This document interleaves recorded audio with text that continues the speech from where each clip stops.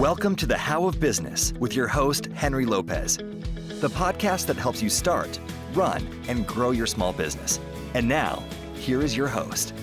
Welcome to this episode of the How of Business. This is Henry Lopez, and my guest today is Jane Allen. Jane, welcome to the show. Oh, thank you, Henry. Well, we're going to chat about Jane's journey and her business experiences, and then her insights on the stages of an entrepreneurial journey. That'll make a little bit more sense here when we learn that she is the CEO of the Nashville Entrepreneur Center.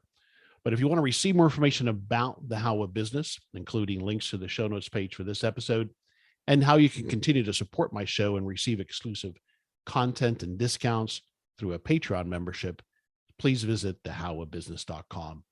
So let me tell you a little bit more about Jane Allen. Jane Allen is an entrepreneur and founder of the Counsel on Call, which is today known as, pronounce that for me, Jane, if you will. I should have asked you before we started, but how do you pronounce that name now? Yes, Legility. Legility. That's what I thought, but I didn't want to guess there. So Counsel on Call, which is now today known as Legility, and Hannah Clark, a women's handbag manufacturer and retailer. And she's the CEO, as I mentioned, of Nashville Entrepreneur Center, a nonprofit organization dedicated to connecting entrepreneurs with the resources needed to increase their probability for success at any stage. Since taking over her role at the Nashville Entrepreneur Center, which they refer to as the EC, back in October of 2019, Jane's experience in taking a business from the idea phase to a fully scaled, successful company has proven key in helping strengthen the EC's role as a significant support system for the vibrant entrepreneurial ecosystem in Nashville. Jane first moved to Nashville in 1994, where she was an attorney at a firm until 2000, when she left that firm to start her own business, Counsel on Call, which is now called Legility. And that was an on-demand legal services company, which she grew into a nationally acclaimed business. And so Jane lives in the Nashville, Tennessee area. Jane Allen, once again, welcome to the show. Great, thank you. All right, so I'd like to start with your journey early on, and you went to school, obviously, went to law school, practicing as an attorney for a firm. Even in those early days, did you aspire to start your own business? No, never. No, to the contrary. I was actually, I've worked full time since I was 15, put myself through college, was a school teacher. The thought of going to law school, I assume I'd have to go at night. And then I was fortunate enough to get a scholarship to go through law school. And so I've always been very, some might say, risk averse. So no, the idea of doing this to start my own business was never in my mind from the beginning. Wow, interesting. So what happened then that leads to you starting your first business? Sure. I'm practicing law. I'd had the opportunity to clerk for a federal judge. And I remember one comment he made, which is, I'm not sure about you at a large firm because you ask why way too often. And I took that as an insult in my youth. And as I got older, I realized how observant and accurate it was. And now I take it very much as a compliment. But that being said, I was practicing law. I enjoyed the practice of law, and I did, litigation, a lot of federal court litigation. But I really saw two things. One is I saw a lot of women leaving the profession and thought, man, these are amazing lawyers who have worked hard, graduated in the top of the class, had great jobs, received really good training, and then they leave because the profession isn't adaptable enough to figure out or want to keep them. Right. And then two, I thought we have variable client base, but static hiring base. And so those are the two thoughts that kept spinning in my head that eventually led me to start Counsel on Call. I see. And what was the focus of that business? What was the problem you were solving there? Yeah, originally it was to allow lawyers to be able to stay in the practice and then allow lawyers to be able to hire lawyers when they needed it without sacrificing the quality. So it was a lawyer to lawyer business at the beginning. It truly was a people business. lawyer to lawyer, meaning, I've got a spike in my workload. I don't necessarily want to go hire new associates because I don't think it's going to last more than 8 to 12 months, but I need really good people who can come in here and help carry the load to get me through this matter. I see. That was the original business premise. Got it. Interesting. Now you exited that business. You sold that business, or what? How did you exit that business? Yes, we had the business and we kept it. Just my husband, who is the MBA from Wharton, and then I'm the lawyer. And so together we really took the business to where it evolved into technology, project management, data analytics, metrics, way before most people were looking at those things, because you just listen to the needs and you adapt. And so in 2016, we were throughout the US, and had some clients in Europe. And I just felt we had taken it as far as we really could take it. If we were going to continue on the trajectory, I wanted it to be lawyers to be able to practice and hire regardless of geographic limitation, which in my mind meant global. And just thought we really needed the expertise of leadership who had been there and done it. And so we sold a majority of the company to private equity in 2016, but remained on the board until December. We actually made our final transaction. And so we're in 36 countries, and we did another transaction. And so we are no longer affiliated with the company at all. Interesting. Thanks for sharing that. All right. So then what brings you to going into business with your sister? Yeah, well, I mean, it was one of those for me, after, I sell a majority, and, you were running 100 miles an hour, traveling all the time. A lot of my friends were my clients. The people I worked with are people that helped build this business that I care deeply for. And then, when we do the transaction and we bring in new leadership, I also was experienced enough to know that a company really can't have two leaders. And so I needed to exit stage right and not be around the business or the clients or the employee base. And so it's one of those where you're out there just trying to figure out, well, what am I going to do, if anything? And I had searched for, it's a funny story, but I had searched for a handbag for about 15 years. And my sister is a prolific shopper, and she is also very accomplished. She was the first female dean of the law school of University of Georgia. And, but I would always talk to her about this bag that I wanted, and I wanted it to be able to be a shoulder bag that went right on my shoulder, stayed on my shoulder, allowed me to have my hands free, didn't look like a man's briefcase, was feminine yet professional. So in my brain, I knew what it was, and she knew what it was. And so we were just at a time in our lives where she had retired, and unfortunately her husband had passed, and I had stepped down. And so we were walking the beach one day, and it was like, well, why don't we just make the handbag that we've dreamt of? And so it was with that started sourcing leather, and went to leather places all over the United States and couldn't find what was in my brain, and sourced and finally found a distributor out of England that I was able to get this amazing Italian leather. And then found a sew house in LA that would do smaller quantities. And so went out and set up, and then did the whole, I had a woman actually that I went to church, or that I go to church with, that did my prototype for me. And, it was with that, it was launched. And, it was a labor of love for sure, in that it allowed my sister and I to do something together. It allowed our children to be able to take in an idea to reality.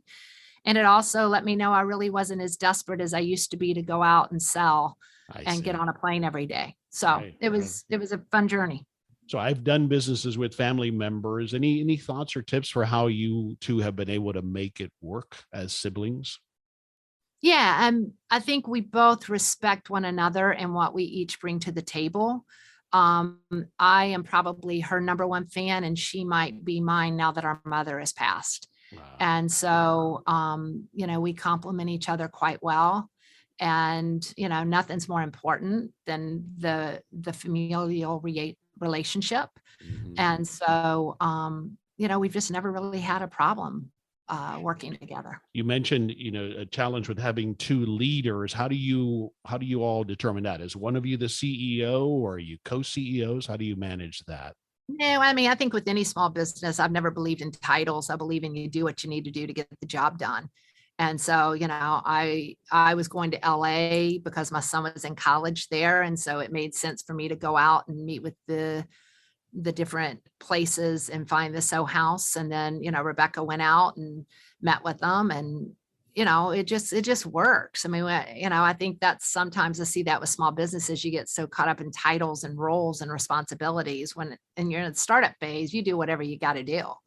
And so we both just do that. Now she, definitely is much better at managing the website and making sure all of those type of things are getting done. And we just it just fell into place pretty easily. So it sounds like you have some division of duties, but I got to think then, Jane, you guys are very clear on the vision for the business. You're on the same page for that. Is that part of how it works well? Yeah. I mean, we both knew what we were going after, and that we had talked about this thing for years that we kept looking for. Yeah. And so, absolutely. And it's no different than even with Counsel on Call with my spouse. While he was never an employee or a partner in the business, he had a fund that went out and invested in other businesses and helped, them grow and be more profitable, et cetera. He definitely was right there every step of the way. And it was more of a division of duties. I mean, he was much more the operations. I was much more the lawyer side of the business. Yeah. I didn't have to worry about accounting. I trusted him. He didn't have to worry about bringing in business because that was, and so, it's just, I do think there is a clear division of labor, but it's based on one's skill sets and what they're good at. Probably more so than anything else. Yeah, that makes sense. That's been my experience. I think that's a component of it. You mentioned the trust and going into it with that mindset. I get asked all the time, hey, should I go into business with friends and family? And I say, well, I've done it, and then it can go as good or bad as it could with somebody who's not family members. I think the same basic tenets are at play, which is communication, clear understanding up front, and if possible, that division of duties as much as it might make sense. Yeah. Mm-hmm. Yeah. No, I think so. I mean, again, it's, there is no playbook, right. And so I think, it just really is, but I do think, another thing I see, especially in my role here, is sometimes people hire people that are just like them. Right. Like, wow, I wouldn't recommend that. I would recommend somebody that challenges you and that compliments you more so than somebody that's going to say yes all the time and looks, and their skill set is exactly what your skill set is. But yes. Great point. So, you didn't think you'd be a business owner, but here you are, you've been doing it for some time now. What does it do for you? What does being a business owner provide for you? I don't think, I've never thought about that question as far as what does it provide for me? I think it aligns with who I am, and especially who I've grown to be. I was just having lunch with somebody, and she made a comment about this woman is a doer. And I think business owners are doers. And I think that I've always been somebody, if I say I'm going to do something, I do it. I get the job done. I try to do it really well. And on the other hand, I like helping people solve problems. And whether that was as a teacher, or whether that was as a lawyer, or whether that was as a business owner, it was still fundamentally at the same, which was identifying the problem and trying to figure out a way to solve it. And then as a business owner, you figure out a way to solve it that may be the most efficient, cost-effective way to solve it. Yeah. And so I think it just aligns with maybe what my innate skill set has been, and just never really realized until you get old enough to look back. Right.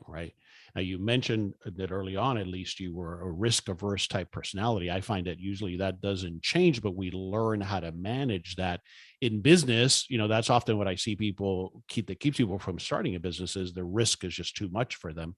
How have you come to balance that, still being a person that considers risk maybe more than another person, but still overcome that and move forward?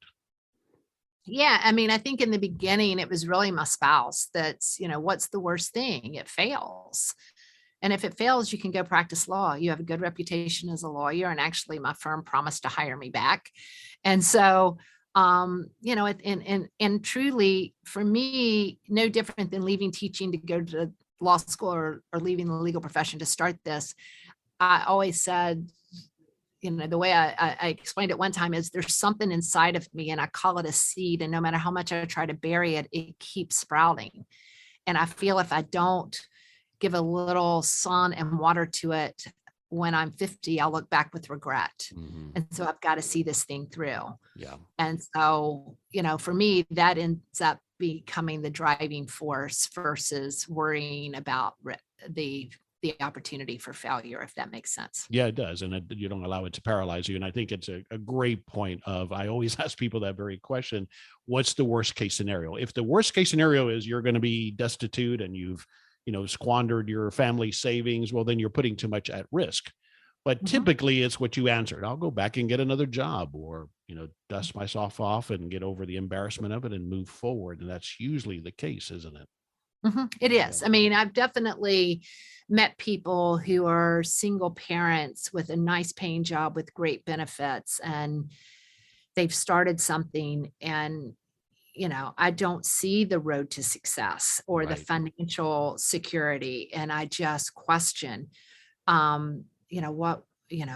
what were you thinking? And that's one thing since I've stepped in here, that was one of my things is I don't want to enable any of that. Right. We've got to be real with people. But yes, often, when you do a personal guarantee and your home is on the line, which most entrepreneurs have to do, and we definitely had to do that as a bootstrapped company, I also say that makes you, desperation makes you bold. Mhm. So I never really wanted to get up at 3:30 in the morning and catch the 5:30 flight. And, but you do what you've got to do.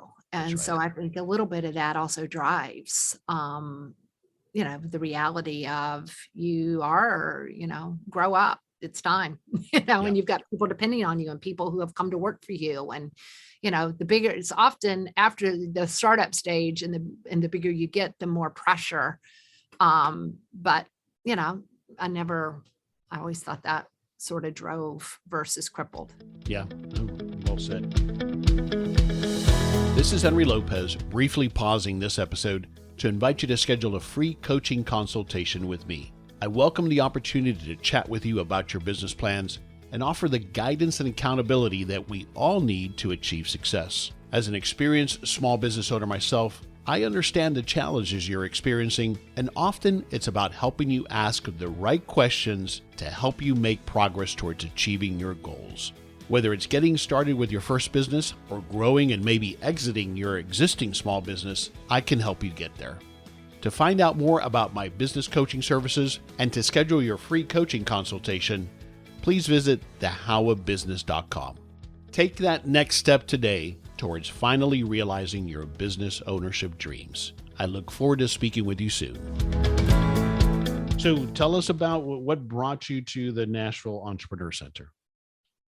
Yeah, that is a great question. Back in the very beginning and starting Counsel on Call, there were people in our town that I knew had successful businesses. I didn't know what an entrepreneur was. I never thought that much about it. I just knew guys and gals that had successful businesses.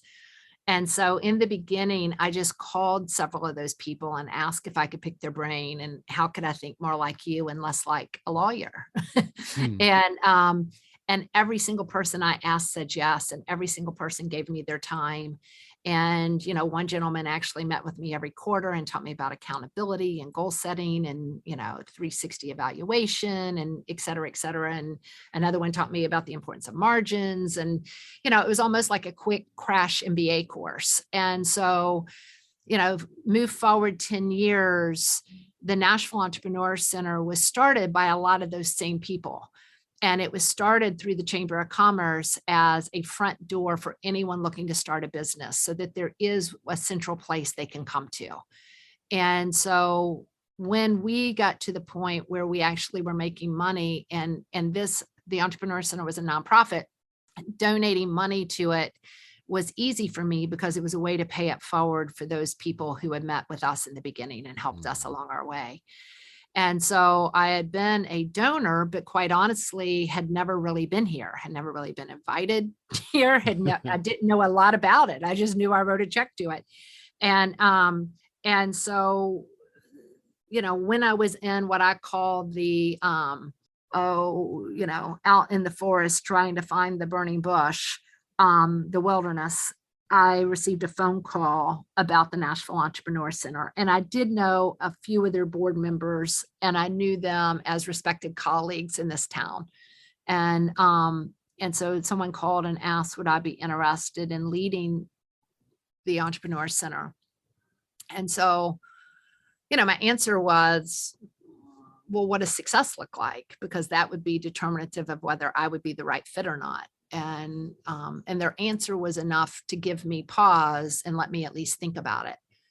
And then, like I said earlier, that little seed kept germinating, and it would wake me up at night. And I wonder if they've tried this, and I wonder if they've tried that. Then it went from, I wonder if they've tried it to, well, if we did this. And that's when I looked at my husband. I'm like, I think I might be going back to work. And, so then I needed to talk to my daughter, who was the only child left at home. I have 4 children, and she was my late in life bonus, as I call her. And she was a freshman in high school. And so just talk with her, because so much of her life had been with me traveling and on the road. And I had made a commitment to she and my husband to be much more available. And, I think her comment was, I love having you at my beck and call, but how selfish would that be? You've got a lot more to share with our, you just have a lot more to share. And so, yeah, you've got to do this. And so and this was before the handbag business. No, it was after. It was after. Okay. Yeah, it was after, because still had the handbag business, still had, but again, my rush of the handbag business was taking a thing from my brain and making a product. Right. Selling and marketing the product, that doesn't get me jazzed. Right. It's great. And I have fabulous handbags that I love carrying. And so I'm not out searching for the perfect bag anymore, but no, it was past that. And so it really was just sort of at this point, it was the right time. Mm-hmm. And then, like I said, with my daughter, I knew I wouldn't be able to travel as much as I had hoped or would like to one day, because I don't want to leave her and, travel for pleasure. And so, with that, I stepped in October 21st, 2019. And you're still there. So it must be going well. Still there. Yeah. So one of the things I found in doing a little bit of research, this was on the website, is what you all call there the entrepreneur's life cycle. And I thought that would be a good thing to go through here in the time that we have left, the phases that you lay out, because it's such a, such a great summary of the process. So the phases that you lay out on the website, and obviously as part of what you teach, is phase 1 is innovate, phase 2 is rapid growth, phase 3 is stabilize or exit, and then phase 4 is circle back, which is a lot of what you're doing now in your career. Let's start with phase 1 and innovate. And so I'm assuming you get a lot of people coming in that are at that phase that are looking for help to get launched, right? Yeah. I mean, I think to take a little step back to put it in context, when I came in, this org had been in business for 11 years. The programming was fabulous. 84% of the entrepreneurs that had come through the actual programs here were still employing people or had very successful exits. And so it was like, wow, I can work with that. And so, but it's like, but what do we do and where do we play and what is our sweet spot? As any business, what is your differentiator? Sure.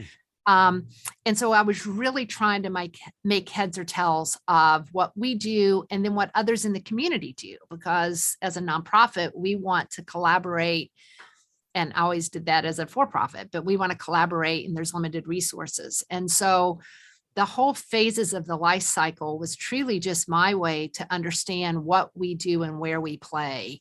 And I do believe if you're born an entrepreneur, you die an entrepreneur.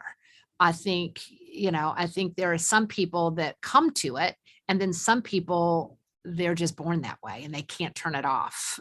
Can you learn to be an entrepreneur? Well, I think clearly with all the education programs and academic institutions, they believe that you can.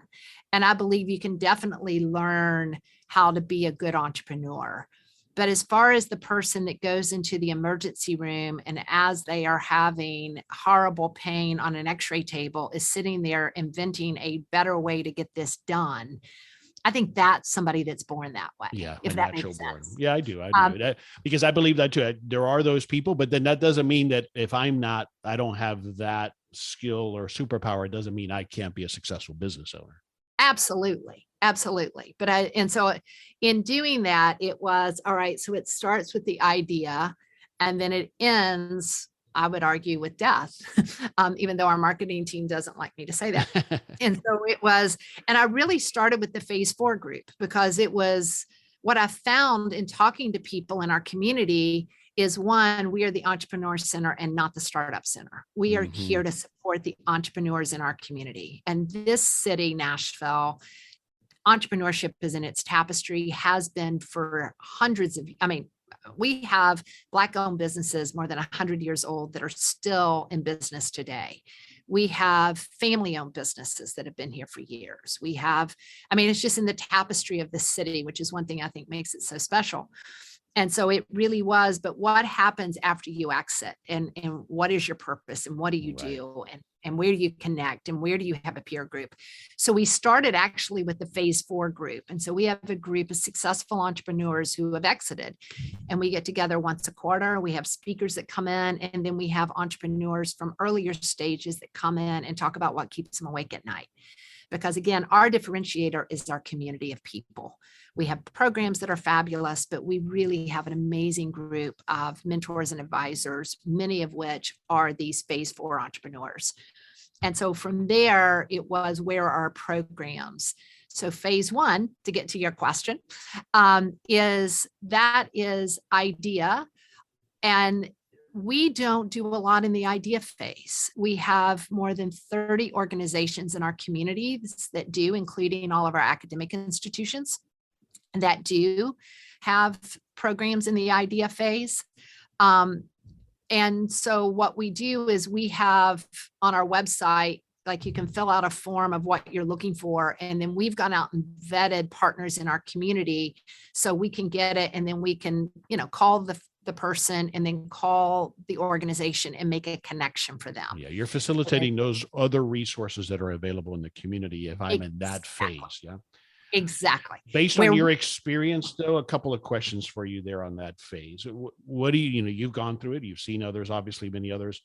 What are 1 or 2 common mistakes that you see that entrepreneurs make in that ideation, innovate phase?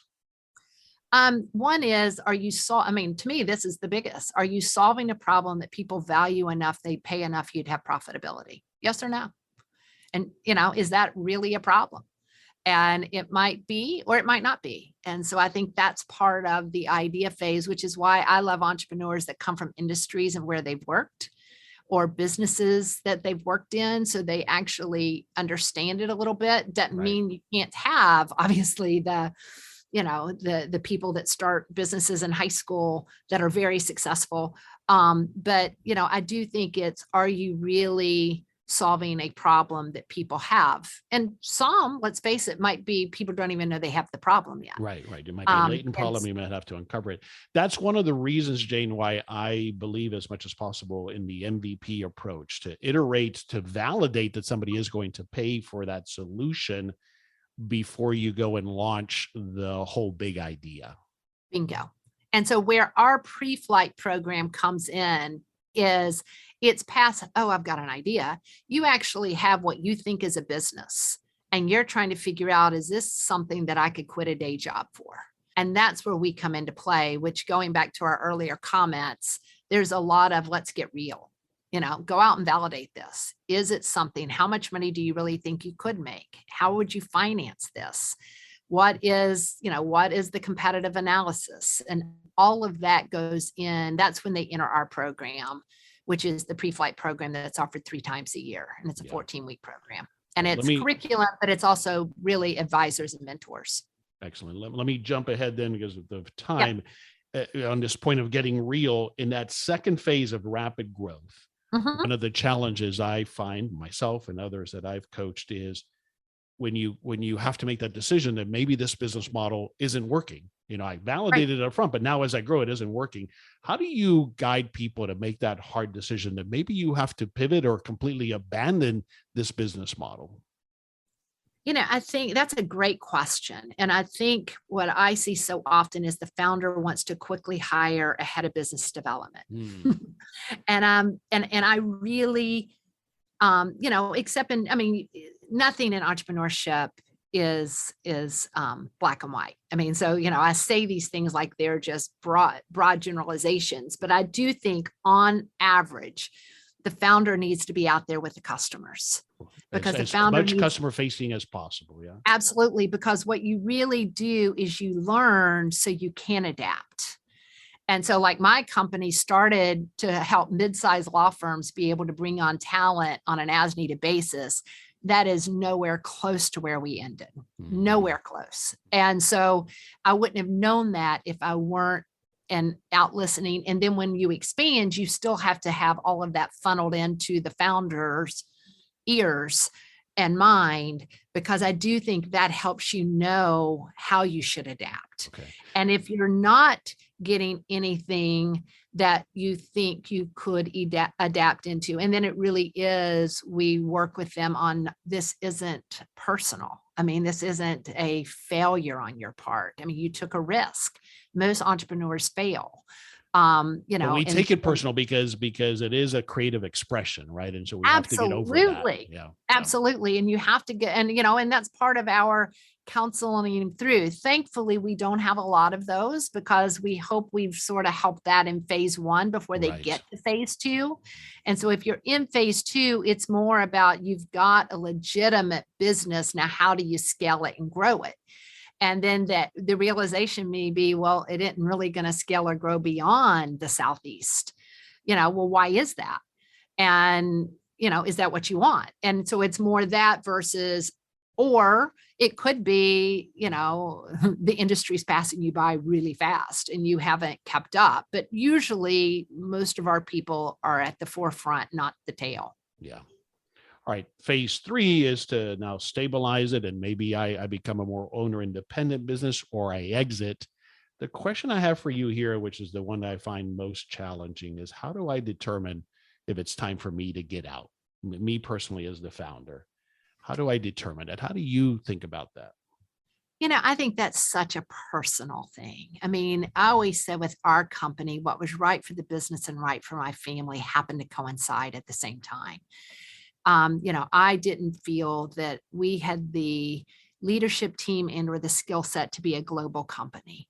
I also thought the industry was catching up with us quickly and we didn't have the time to figure it out. At the same time, I had 4 children. My husband and I were running this company. What used to be a $20,000 investment was now a $2 million, $20 million. These were big dollars. And so the stress that it was taking in the family and the toll it was taking in the family, in addition to what the needs of the company were, I felt it was time, and Greg got there too. And I hated it for him, because for him, it was just starting to get fun in some way, but for me, it was, but it was a long soul searching. I'm a person in my faith. And so a lot of prayer, a lot of listening, and really looking at where I thought the company could go and what I thought the needs of the company were, productization, scaling. I love to solve problems. That's what gets me jazzed. And so, which means you create new products all the time. We really didn't need a lot of new products. We needed to scale the products we had.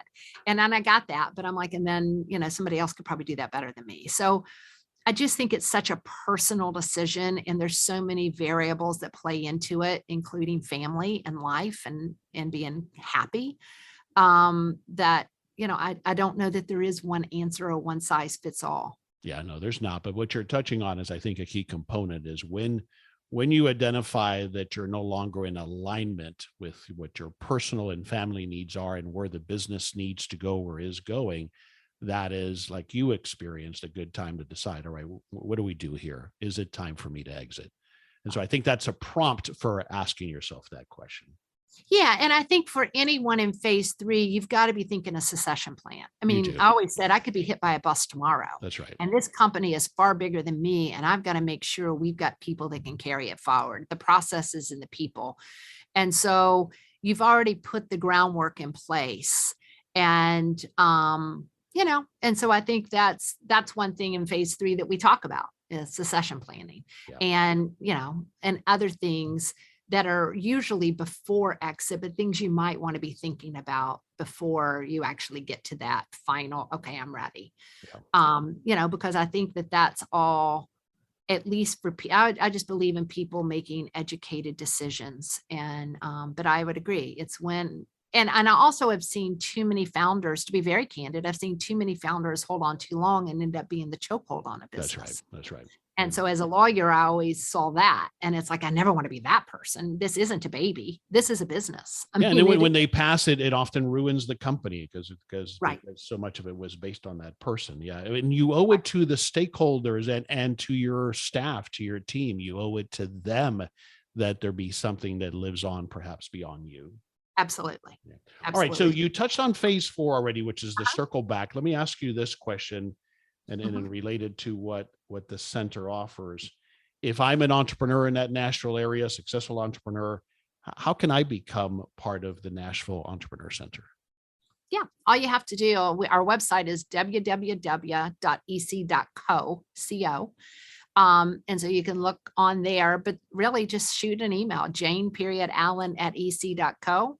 And if I'm the right person to meet with, which I meet with, that's my job. I love meeting with entrepreneurs in our community.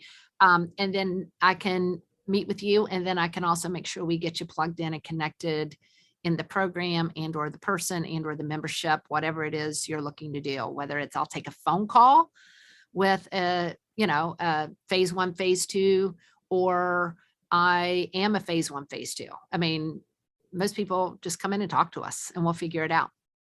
As to how they can contribute and be part of this.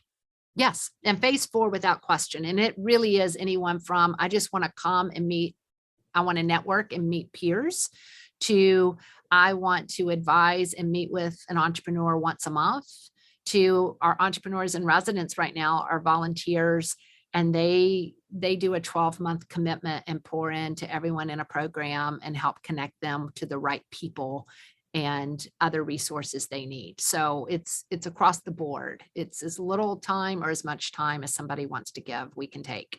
Wonderful. All right. In about a minute or less, what else do you want to share with us about the Nashville Entrepreneur Center that we didn't already talk about?